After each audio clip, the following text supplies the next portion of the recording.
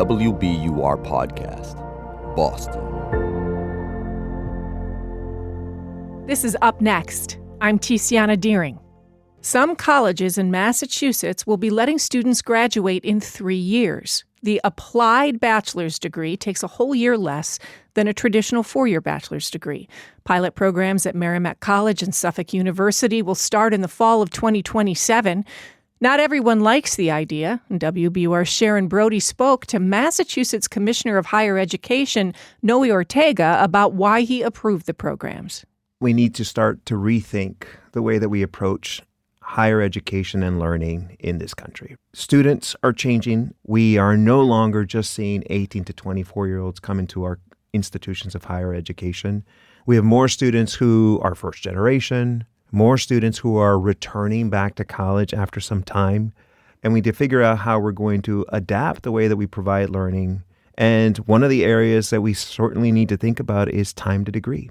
Having students come in who want to go through the program faster, move directly into earnings because they want to provide for their family and loved ones is a really important aspect.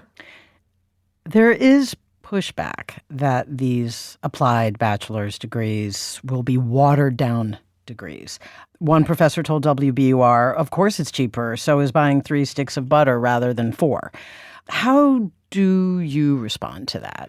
I don't think it's fair to say that reduction is the only strategy. Faculty spent a significant amount of time thinking about how they were going to reassign the competencies that they still think are important for their students into other courses. And so this is what our review process does. We ensured that every program that invites students to participate discloses what this program is, right? This is, in fact, a reduced credit pathway that they are participating in something that's new and it's a pilot program.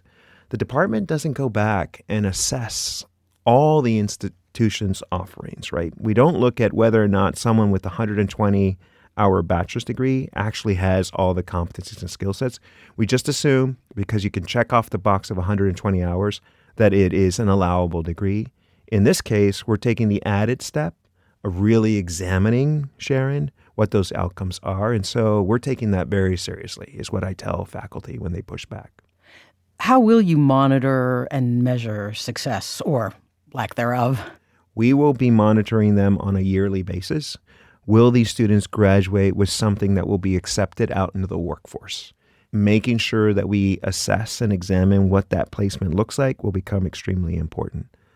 And then beginning to pay attention to whether or not the affordability question that we posed when we went in there actually played out. What, in fact, is being charged to these students as well to make sure we understand the affordability outcome.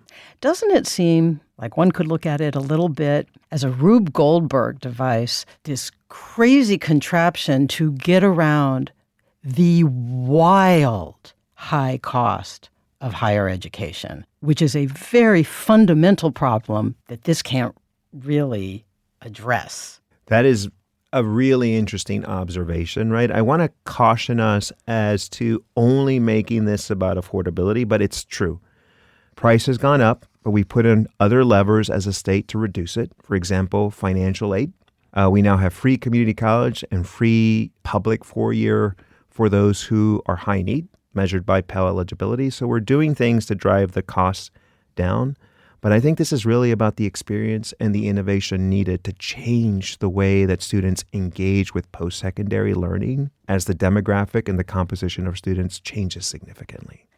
Noe Ortega, Massachusetts Commissioner of Higher Education, thank you. Thank you, Sharon. It's been a pleasure.